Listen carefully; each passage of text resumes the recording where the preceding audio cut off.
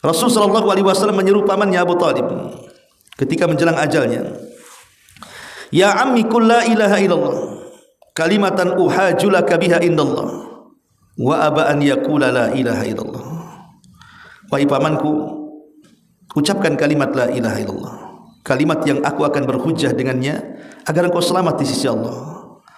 Tapi Abu Talib enggan untuk mengucapkan kalimat la ilaha illallah. Lihat bagaimana Nabi SAW berusaha mendakwahkan kalimat ini kepada orang yang sedang sakaratul maut. Seolah-olah Nabi SAW ingin semua manusia itu mendapatkan hidayah. Sampai kepada orang yang menjelang ajal saja Nabi berusaha mentalkin kalimat la ilaha illallah. Dan itu menjadi syariat kita Islam. Kata Nabi SAW, "Lakinu mautakum bila ilaha illallah." Ejahkan orang yang sedang sakaratul maut di antara kalian dengan la ilaha illallah, supaya kalau dia mati di atas la ilaha illallah, mati husnul khatimah, seperti yang dilakukan kepada pamannya Abu Talib. Ya. Kenapa Nabi SAW sangat ingin pamannya Abu Talib mendapatkan hidayah? Sampai kepada menjelang ajalnya pun dia tetap meminta pamannya untuk mengucapkan kalimat la ilaha illallah. Bismillahirrahmanirrahim. Bismillahirrahmanirrahim. Assalamualaikum warahmatullahi wabarakatuh. Alhamdulillah wassalatu wassalamu ala Rasulillah wa ala alihi wa sahbihi wa mawalah wa la hawla wa la quwata illa billahi wa ba'du. Baik, kita lanjutkan kajian kita, masih membahas kitab Minhaj Al-Firqatin Najiyah, dan kita masuki bagian ke-6 halaman 24 tentang makna dari kalimat tauhid la ilaha illallah. Tidak ada sembahan yang berhak disembah kecuali Allah subhanahu wa ta'ala semata. Ma'asyiral muslimat yang dimuliakan Allah subhanahu wa ta'ala, kalimat la ilaha illallah adalah kalimat tauhid, kalimat yang menunjukkan tentang keesaan Allah subhanahu wa ta'ala. Dan siapapun yang mengucapkannya, maka dia telah masuk ke dalam agama Islam. Makanya Nabi SAW mensyaratkan siapapun di luar daripada Islam yang masuk ke dalam Islam, maka dia harus mengucapkan kalimat ini, persaksian bahwa tidak ada sesembahan yang berhak disembah kecuali Allah subhanahu wa ta'ala. Dan kalimat la ilaha illallah memiliki fadilah dan keutamaan yang luar biasa. Sampai Sufyan ibn Uyainah rahimahullahu ta'ala mengatakan, "Ma an'amallahu ala abdin minal ibadi ni'matan a'zama min an 'arrafahum la ilaha illallah." Tidak ada satu nikmat yang Allah subhanahu wa ta'ala anugerahkan kepada hambanya dari hamba-hamba yang lainnya, sebuah nikmat yang lebih besar dibandingkan mereka mampu mengenal kalimat la ilaha illallah. Menunjukkan bahwa orang yang mengucapkan kalimat ini akan mendapatkan nikmat yang sangat besar.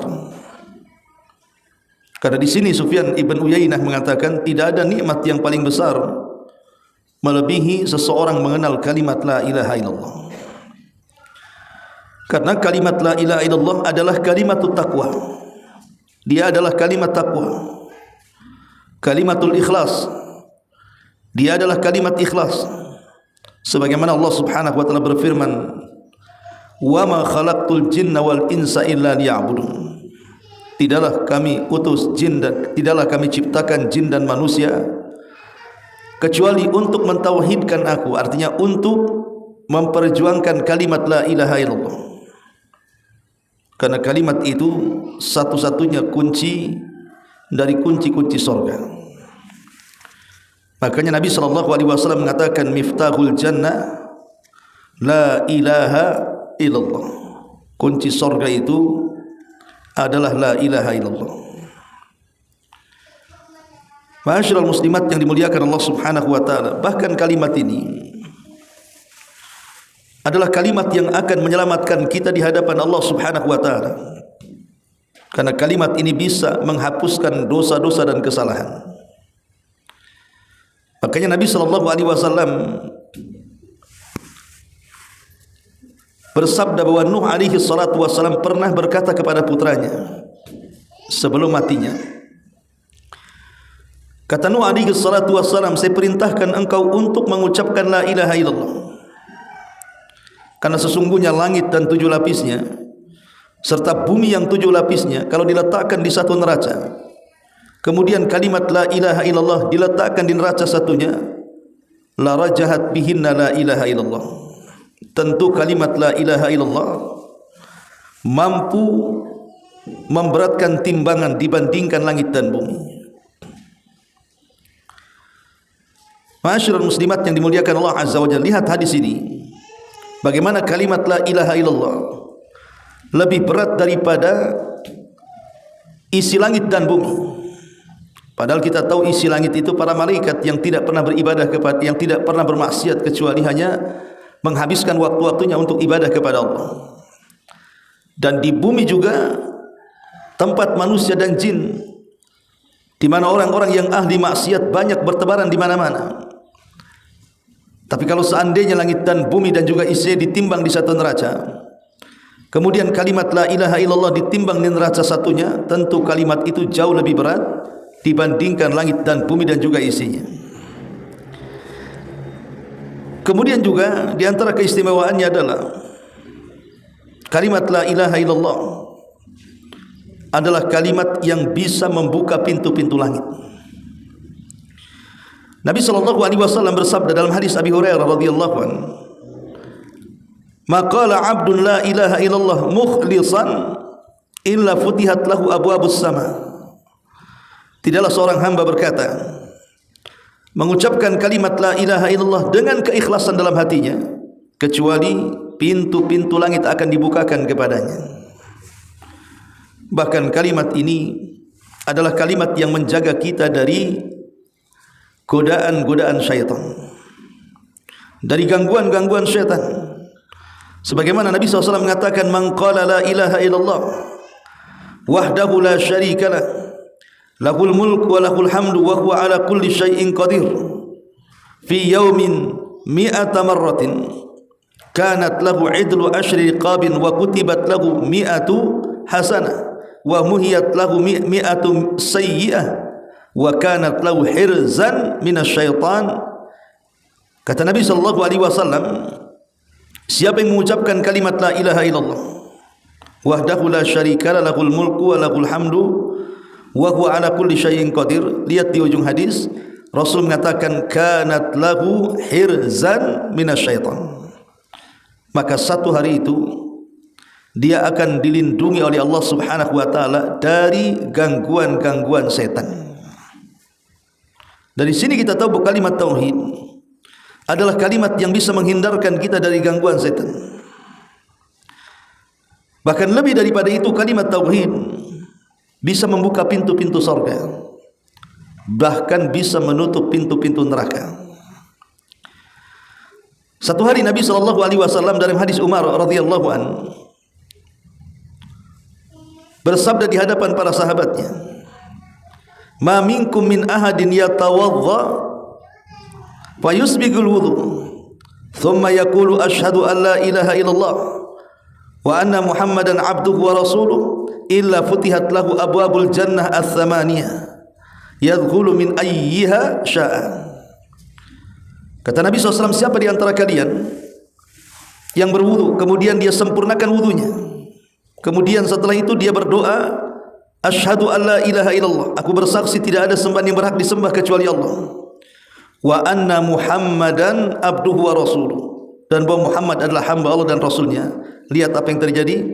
Kecuali Allah akan bukakan padanya 8 pintu sorga dan dia boleh masuk dari 8 pintu yang mana yang ia sukai. Subhanallah, ya. Jadi kalimatut tauhid, karena di sini diawali dengan kalimatut tauhid. Asyhadu an la ilaha illallah. Allah Subhanahu Nabi sallallahu alaihi wasallam mengatakan akan dibukakan padanya 8 pintu sorga. Menunjukkan bahwa kalimatut tauhid mampu membuka pintu-pintu sorga. Bahkan bisa menutup pintu neraka. Dalam hadis Ibn Malik radhiyallahu anhu dari Nabi mengatakan, "Innallaha harrama 'alan nari man qala la ilaha illallah yabtaghi bidzalika wajhallah." Allah haramkan atas neraka. Artinya pintu neraka tidak akan terbuka kepadanya. Orang yang mengucapkan kalimat la ilaha illallah yang ia cari dengan kalimat itu wajah Allah Subhanahu wa taala. Dan itulah puncak kenikmatan kan. Seseorang dikeluarkan dari neraka dan dimasukkan ke dalam surga itu, itulah puncak daripada seluruh kenikmatan-kenikmatan manusia. Ma'asyiral muslimat yang dimuliakan Allah Subhanahu wa taala. Di zaman Nabi sallallahu alaihi wasallam, Nabi ini kalau seandainya mengutus sebuah utusan perang, maka Nabi sallallahu alaihi wasallam tidak memerintahkan langsung untuk menyerbu. Tapi Nabi sallallahu alaihi wasallam berusaha untuk menyampaikan hidayah kepada musuh. Jadi sebelum Nabi sallallahu alaihi wasallam menyerbu musuh, maka Rasul berpesan kepada para sahabat, nanti kalau kalian berada di depan gerbang musuh, jangan kau serang dulu. Ajak mereka untuk masuk ke dalam Islam. Maksudnya ajak mereka untuk mengucap kalimat la ilaha illallah. Kalau mereka enggan, disuruh membayar upeti dalam Islam untuk menunjukkan kehinaan mereka. Tapi kalau mereka enggan juga bayar upeti, baru Nabi mengizinkan untuk menyerangnya. Lihat bagaimana kemuliaan dakwah tauhid. Dari sini kita tahu bahwa perang itu bukan tujuan utama. Islam itu berkembang bukan dengan perang. Dan perang itu bukan puncak daripada Islam itu sendiri. Tapi perang adalah wasilah untuk menyebarkan agama Allah. Yang terpenting adalah menyebarkan tauhid, kalimatul la ilaha illallah di atas permukaan bumi. Di zaman Nabi sallallahu alaihi wasallam juga, Nabi sallallahu alaihi wasallam pernah mengutus seorang sahabat namanya Usama ibn Zaid. Usama ibnu Zaid. Kemudian Usama ibn Zaid ini berhasil memukul mundur musuh. Masalahnya, ketika ada musuh dikejar dia dengan seorang sahabat Ansar, kemudian musuh ini terpojok karena tidak ada jalan lain, pasti dibunuh dia. Tiba-tiba ketika sahabat Ansar ini menghunuskan pedang, orang musyrik ini tiba-tiba mengucapkan kalimat syahadat dan mengatakan la ilaha illallah. Orang Ansar paham, kalau orang sudah mengucapkan kalimat itu berarti haram darahnya untuk ditumpahkan. Artinya dia masuk Islam. Disarungkan kembali pedangnya, kemudian pergi. Tapi Usama ibn Zaid ini justru tidak paham. Dia menghunus pedangnya di hadapan orang musyrik itu. Tiba-tiba orang musyrik itu mengucapkan syahadat lagi, tetap ditebas lehernya, mati. Perkara ini sampai kepada Nabi sallallahu alaihi wasallam. Dipanggillah Usama ibn Zaid. Kemudian dikatakan, ya Usama, kenapa engkau membunuh orang yang mengucapkan kalimat la ilaha illallah? Apa salahnya? Maka kemudian Usama ingin membuat pembelaan terhadap dirinya supaya tidak disalahkan oleh Nabi sallallahu alaihi wasallam. Dia mengatakan, Rasul, saya bunuh dia itu, kan konteksnya kita sedang perang. Bisa saja dia mengucapkan kalimat itu karena takut dengan ujung pedangku, takut dengan kematian, makanya dia pura-pura masuk Islam. Maka Nabi sallallahu alaihi wasallam tetap marah kepada Usama ibnu Zaid dan mengatakan, ya Usama, sudah kau belah dadanya sehingga engkau mengetahui isi hatinya. Apakah dia mengucapkan kalimat itu karena takut ujung pedangmu, ataukah dia masuk, ataukah dengan kalimat itu dia hendak masuk ke dalam agama Islam? Usama hanya terdiam. Ketika Nabi SAW mengatakan, ya Usama, bagaimana tanggung jawabmu di hadapan Allah? Kalau seandainya kalimat itu kelak pada hari kiamat datang, kemudian mengadukan dirimu karena engkau sudah membunuh yang mengucapkannya, apa yang akan kau hadapkan di hadapan Allah? Maka Usama hanya terdiam dan menangis dan mengatakan, sungguh seandainya aku baru masuk Islam ketika itu, Rasul tidak semarah itu kepadaku. Lihat bagaimana Nabi SAW membela orang yang mengucapkan kalimat la ilaha illallah, padahal ada kemungkinan dia menipu.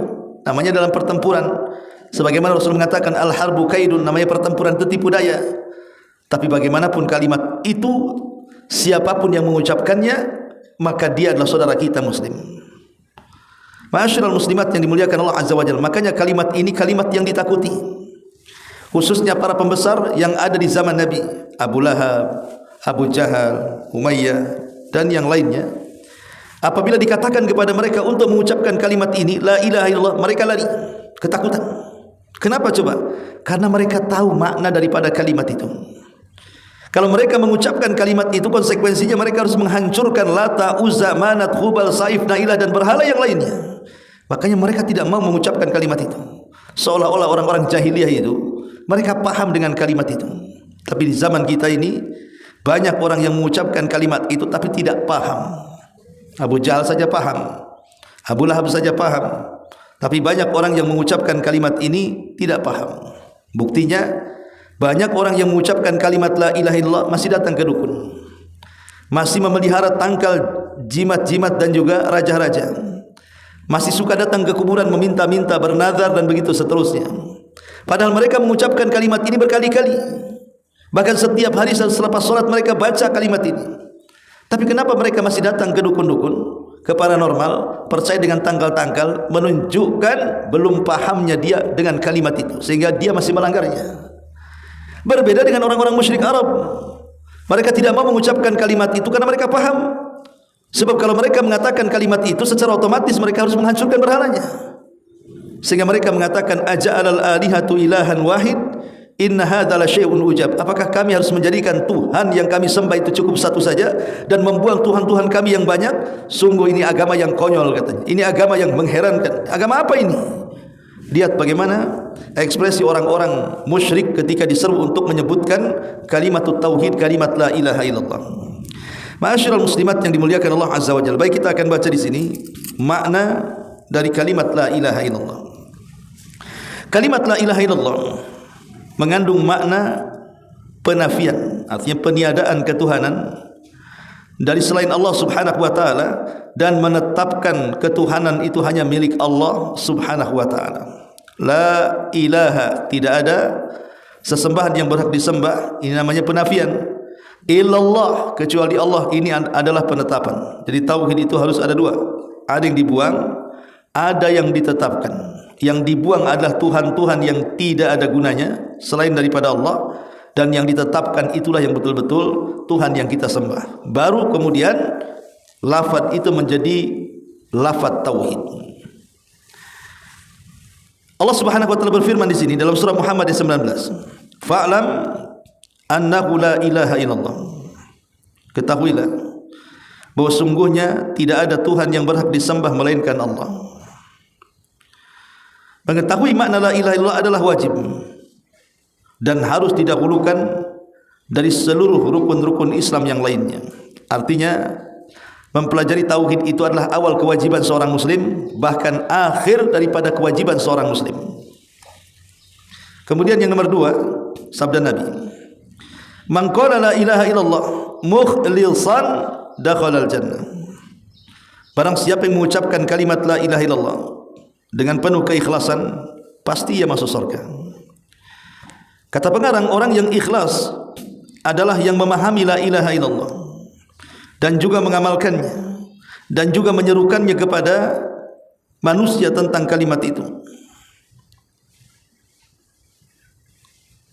Sebab di dalamnya terkandung kalimat tauhid. Maksudnya di balik kalimat la ilaha illallah itu terkandung kalimat tauhid, pengesaan Allah Subhanahu wa taala, yang karenanya Allah Subhanahu wa taala ciptakan alam semesta ini. Jadi kata pengarang, kalimat tauhid ini bukan kalimat biasa. Sampai Imam Ibnu Qayyim rahimahullahu taala mengatakan, kalimat inilah yang menjadikan kenapa Allah menciptakan langit dan bumi dan menegakkan keduanya. Kalau bukan untuk kalimat ini, untuk mana lagi? Allah menciptakan langit, bumi, alam semesta dengan segala galaksinya, dengan semua isinya, baik yang ada di langit dan ada di bumi, tidak lain dan bukan untuk menunjukkan keesaan Dia, la ilaha illallah. Bahwa tidak ada yang menciptakan, tidak ada yang mengatur, tidak ada yang menguasai kecuali Allah Subhanahu wa taala. Maka sesuatu yang mampu menciptakan, mengatur dan juga menguasai layak untuk kita sembah.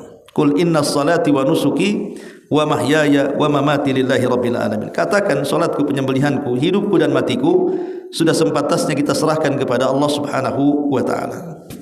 Kemudian yang ketiga, Rasul sallallahu alaihi wasallam menyeru pamannya Abu Talib ketika menjelang ajalnya, ya ammi qul la ilaha illallah kalimatan uhajulaka biha indallah wa aba an yaqula la ilaha illallah.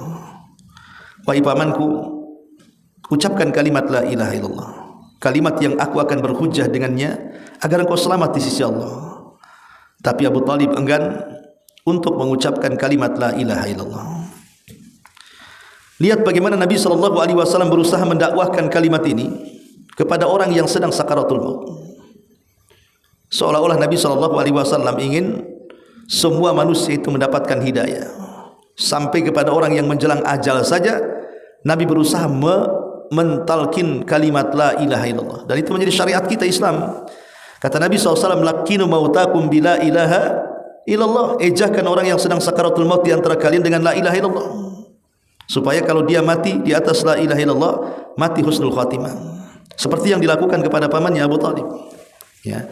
Kenapa Nabi SAW sangat ingin pamannya Abu Talib mendapatkan hidayah? Sampai kepada menjelang ajalnya pun dia tetap meminta pamannya untuk mengucapkan kalimat la ilaha illallah. Karena kita tahu bahwa Abu Talib ini dari semua paman-paman Nabi, walaupun dia tidak masuk Islam, tapi dialah yang banyak berjasa kepada Nabi. Dia yang merawat Nabi dari usia 8 tahun sampai usianya menginjak belasan tahun. Dia yang mengajari kemandirian agar Nabi SAW mandiri, bekerja sendiri. Sampai akhirnya kemudian menjadi pedagang. Siapa yang melatihnya? Abu Talib. Kemudian sampai dia di usia 40 tahun juga Abu Talib yang melamar Khadijah. Sampai akhirnya Nabi SAW memiliki banyak keturunan dan juga diangkat menjadi Nabi dan Rasul di usia 40 tahun. Tadi di usia 25 tahun dia menikah dengan Khadijah, Abu Talib yang melamarnya. Sampai di usia 40 tahun punya anak dan dia pun menjadi Nabi dan Rasul. Abu Talib tetap membela dakwah Nabi padahal akidahnya bertentangan. Abu Talib penyembah berhala, Nabi penegak tauhid, kan bertentangan tuh. Tapi Abu Talib tetap berdiri di depan dan mengancam musuh-musuhnya. Siapapun yang berani menyentuh Muhammad berhadapan dengan dia, sampai akhirnya kabilahnya diboikot oleh orang-orang kafir Quraisy. Abu Jahal CS, Bani Hashim diboikot. 3 tahun tidak bisa makan, kelaparan di mana-mana. Untuk apa Abu Talib melakukan seperti ini coba? Sampai diboikot. Untuk membela ponakannya. Karena sayang dengan Nabi SAW. Tapi sayang hidayah milik Allah. Walaupun Abu Talib sepanjang hidup Rasul berdakwah tidak lepas dan senantiasa membela sampai nyawa dipertaruhkan, tapi hidayah itu milik Allah. Tetap dia belum mampu dan belum mau mengucapkan kalimat la ilaha illallah. Sampai detik wafatnya Rasul meminta dengan sangat Abu Talib untuk mengucapkan kalimat la ilaha illallah. Tapi juga hidayah milik Allah, tidak bisa dipaksakan. Kalau Allah Subhanahu wa taala sudah mentakdirkan tidak dapat hidayah, satu dunia berusaha untuk memberikan hidayah, tetap sesat orang itu. Begitulah kehendak Allah Subhanahu wa taala.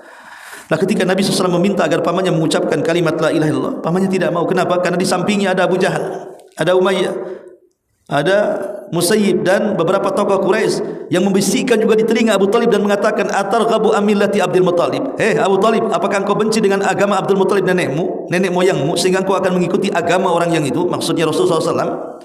Akhirnya pamannya sampai terakhir mati tidak mengucapkan kalimat la ilaha, mati dalam posisi su'ul khatimah Abu Talib. Ya. Ini yang ketiga. Yang keempat, selama 13 tahun Nabi SAW tinggal di Mekah, beliau mengajak menyeru bangsa Arab dan mengatakan kepada mereka la ilaha illallah. Namun mereka menjawab, hanya satu Tuhan hai Muhammad. Kami belum pernah mendengar seruan seperti ini. Jadi mereka heran dengan dakwah Nabi. Ketika Nabi SAW mengajak orang-orang Quraisy hanya untuk mengesahkan Allah, mereka mengatakan, ngapain kami sembah satu Tuhan? Tuhan kami banyak saja belum tentu dikabulkan gitu. Satu Tuhan pula kan. Jadi mereka seolah-olah menganggap Rasul itu orang asing, dakwahnya aneh. Kemudian kata pengarang, demikian itu karena bangsa Arab memahami makna kalimat ini. Dan sesungguhnya barang siapa yang mengucapkannya, niscaya dia tidak akan menyembah selain Allah.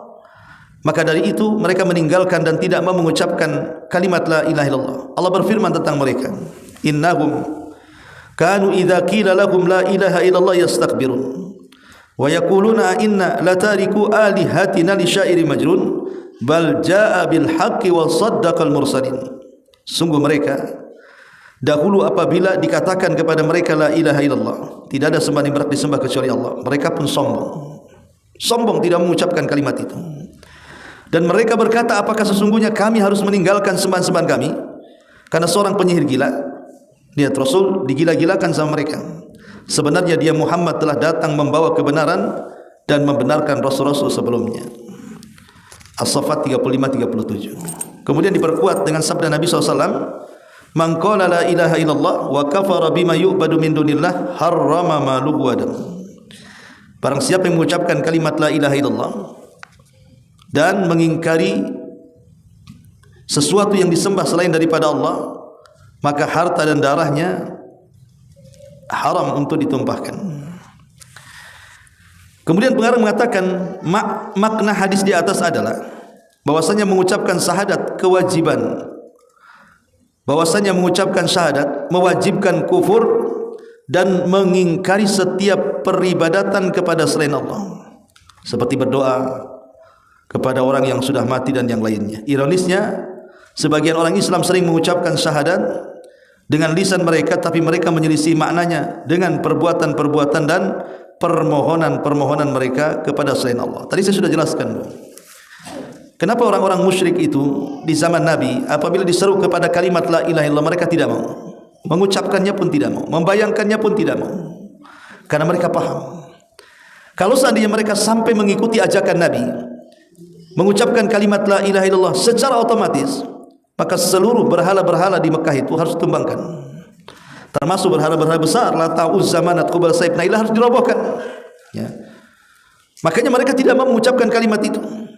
Tapi orang sekarang, orang yang sudah masuk Islam, mereka setiap hari mengucapkan kalimat itu, tapi mereka tidak paham isinya. Bukti ketidakpahamannya tadi, masih datang ke kuburan meminta-minta, masih yakin dengan khurafat-khurafat, dengan mengatakan hari baik, hari tidak baik, bulan tidak baik, atau masih yakin dengan tatoyur, dengan cerita-cerita yang menguntungkan dan yang merugikan dengan penglihatan, pendengaran atau mimpi, ataupun datang ke dukun-dukun, ataupun mungkin percaya kepada tangkal-tangkal, padahal mereka mengucapkan kalimat la ilaha illallah. Bukti tidak paham tentang maknanya, hanya lafadznya saja diucapkan. Ini yang keempat. Yang kelima, la ilaha illallah adalah asas pondasi tauhid dan juga pondasi Islam, pedoman yang sempurna bagi kehidupan. Pedoman yang sempurna bagi kehidupan, ia akan senantiasa terwujud dengan mempersembahkan setiap jenis ibadah hanya kepada Allah. Demikian itu apabila seorang muslim telah tunduk kepada Allah, memohon kepada Allah dan menjadikan syariatnya sebagai hukum dan undang-undang, bukan yang lainnya. Jadi di sini kalimat la ilaha illallah adalah pondasi tauhid, bahkan pondasi Islam sebelum yang lainnya. Sebelum yang lainnya maka tauhid itu yang pertama. Kemudian yang keenam, Imam Ibn Rajab berkata, kalimat al-ilah maksudnya Tuhan adalah zat yang ditaati dan tidak didurhakai. Dengan rasa cemas, pengagungan, cinta, takut, harapan, tawakal, meminta dan berdoa, ini semua tidak selayaknya diberikan kecuali hanya kepada Allah. Maka barang siapa yang menyekutukan makhluk di dalam perkara ini, maksudnya sesuatu yang hanya khusus bagi Allah, di mana ia merupakan kekhususan Allah, maka hal itu akan merusak kemurnian ucapan la ilaha illallah dan mengandung penghambaan diri terhadap makhluk menurut kadar perbuatannya. Maksudnya begini, Bu. Ya, kata Imam Ibn Rajab Al-Hambali rahimahullahu taala. Kalau kita ini sudah memahami kalimat la ilaha illallah, berarti semua ibadah yang merupakan kekhususan bagi Allah tidak boleh diberikan kepada selain Allah. Contohkan di sini seperti cinta, takut, harap, tawakal, meminta, berdoa, dan ibadah yang lainnya, salat, puasa, zakat, haji, baca Quran, zikir, dan ibadah yang lainnya. Sebutkan ibadah yang lainnya yang merupakan kekhususan yang khusus bagi Allah Subhanahu wa taala. Barang siapa dipalingkan kepada selain Allah, berarti dia telah membatalkan kalimat la ilaha dengan sendirinya. Lalu buat apa seorang mengaku muslim kalau perbuatannya masih menginjak la ilaha illallah? Ini yang nomor 7. Yang nomor 6. Yang nomor 7. Sesungguhnya kalimat la ilaha illallah itu dapat bermanfaat bagi yang mengucapkannya apabila dia tidak membatalkannya dengan satu kesyirikan. Ia mirip dengan wudu yang dapat batal oleh hadas. Selama tidak hadas, maka tidak batal wudunya. Rasul mengatakan, "Man kana akhiru kalamihi la ilaha illallah dakhalal jannah." Barang siapa yang akhir ucapannya kalimat la ilaha illallah, dipastikan dia masuk surga.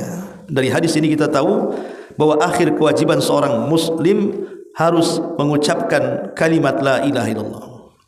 Alangkah indahnya kalau kita ini memiliki orang tua, kemudian saat sakaratul maut kita talqin dengan kalimat la ilaha illallah, dan dia mampu mengikuti talqin kita. Maka siapapun, kata Rasul, yang akhir ucapannya la ilaha illallah, maka dia masuk surga. Dan subhanallah Bu, dari semua kalimat yang ada yang bisa diucap di lidah itu adalah kalimat la ilaha illallah. Coba sebutkan kalimat apa? Akan sulit untuk diucapkan bagi orang yang sakaratul maut kecuali kalimat la ilaha illallah bisa digoyang dengan lidah tanpa harus mulutnya menganga atau bergerak. Cukup dengan lidahnya saja dia bisa mengucapkan kalimat la ilaha illallah. Tapi masalahnya, kenapa orang yang sakaratul maut tidak sanggup dan tidak bisa mengucapkan kalimat itu, padahal kita sudah berusaha mentalkin di telinganya? Maka ulama mengatakan karena yang memudahkan orang mengucapkan kalimat itu adalah amal solehnya Bu. Kalau di dunia dia banyak melakukan amal soleh, maka akan ditutup seperti itu kematiannya. Contoh, seorang syekh bercerita, ada anak muda di Riyadh sana, itu tidak pernah lepas daripada mushaf, dan dia tidak malu membaca Quran di mana saja, di kereta, di pesawat, di trotoar, pokoknya di mana saja dia tidak malu untuk membaca Quran. Dan dia memiliki mushaf yang kecil yang selalu dikantongi di sakunya. Sampai satu hari anak muda ini sedang berada di mobil. Entah kenapa sopir mobil ini laju selaju-lajunya sehingga terjadi tabrakan bebas di jalan. Semua meninggal, termasuk anak muda ini sakarat. Akhirnya anak muda ini yang sedang sakaratul maut itu dibawa ke rumah sakit oleh salah satu sahibnya, salah satu syekh juga.